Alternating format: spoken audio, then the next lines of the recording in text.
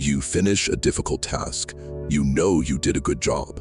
But as the hours pass, nobody mentions it. Nobody says thank you. And strangely, that quiet satisfaction you felt earlier starts to evaporate. In a quiet stone monastery, a young monk named Sai lived this cycle every single day. Long before the sun crested the horizon and before the other monks even stirred, he was already working. He scrubbed the temple floors. He carried heavy buckets of water up the steep hill. Nobody asked him to do this. Sai knew his work was excellent. He could look down and see the clean floors and the filled water basins. But knowing he had done well was never quite enough to make him feel complete. Every time he finished a task, his eyes immediately went looking for a reward. He found himself drifting away from his work, scanning the room for the senior monks, waiting for a nod or a brief word of approval. On the rare days someone noticed his effort, a warm, light feeling spread through his chest. He would work twice as hard the next morning, but on the days they walked past in silence, he felt entirely hollow. He would sit through dinner without tasting his food, reciting his evening prayers with a heavy, empty sensation. There were weeks when the monastery was flooded with visitors.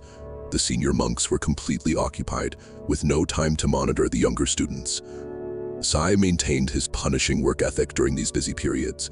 Yet at the end of each day, he interpreted their lack of attention as his own personal failure. The physical labor he actually performed, the dirt removed, the water drawn, had stopped mattering to him.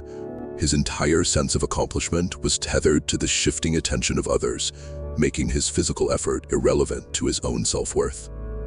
This routine reached its peak one morning when Sai spent 3 continuous hours copying a complex teaching onto fresh paper.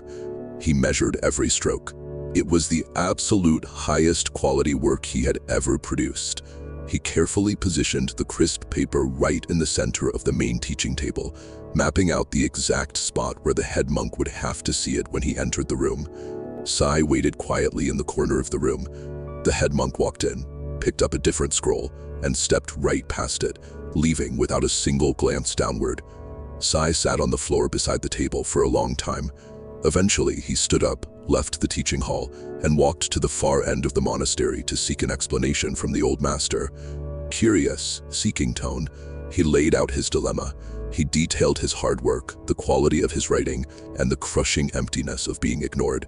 He asked the master why the fleeting approval of an external authority felt so much more real than the hard objective evidence of his own effort. The master told Sai to meet him in the main hall after sunset. When Sai arrived, the room was pitch black, except for a small clay lamp resting in the master's hand. It held a single, steady flame. In the absolute dark, that highly localized light source was completely visible. It pushed light into the furthest corners of the massive room, illuminating the stone walls and the wooden beams overhead. Then, the master walked to the far wall and pushed open the heavy wooden shutters. The sky outside was still bright with evening sun, and a flood of ambient daylight poured into the hall. This chart compares the exact energy of those light sources over time. The flat line is the energy from the small clay lamp, but when the shutters open, this second line spikes, representing the overwhelming ambient light from the sun. The massive external light visually swallows the small local source. To Sai's eyes, the flame in the lamp seemed to completely vanish. The master asked him a question. Did the physical size or output of the flame itself actually shrink? But look closely at the line representing the flame.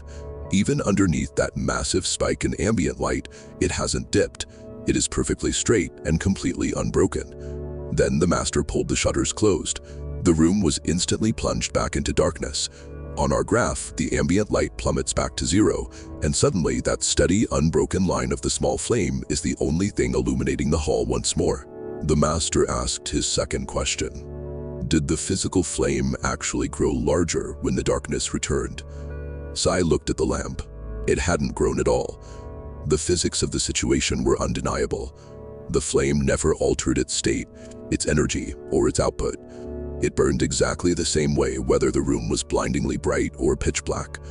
Only the shifting condition of the surrounding environment changed their perception of its presence.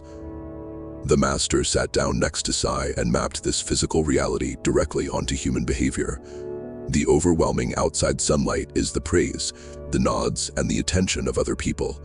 When external attention shines on you, you feel large and visible. When it goes away, you feel like your light has been completely extinguished. But this is an illusion. Your energy and your effort were never physically connected to their light in the first place. A flame, much like intrinsically valuable work, does not pause to ask the room for permission to burn. It does not check to see if the wooden games are watching before it generates heat. It simply performs its exact function. The moment you delay your own satisfaction, waiting for an external source to validate what you have done, you lose sight of the inherent independent nature of your own effort. Sai walked back to the teaching hall that night and looked at his morning calligraphy. The ink was just as crisp, the strokes were just as precise.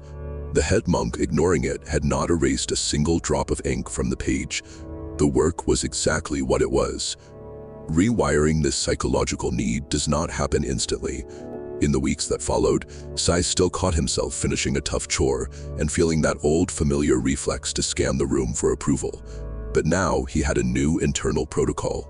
The moment he felt his eyes drifting away from his task, he intercepts the physical urge, stopping his head from turning and deliberately locking his focus right back onto the present work in front of him.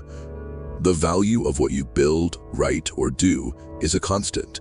It is an internal flame that always burns independently of the shifting, unpredictable attention of the outside world.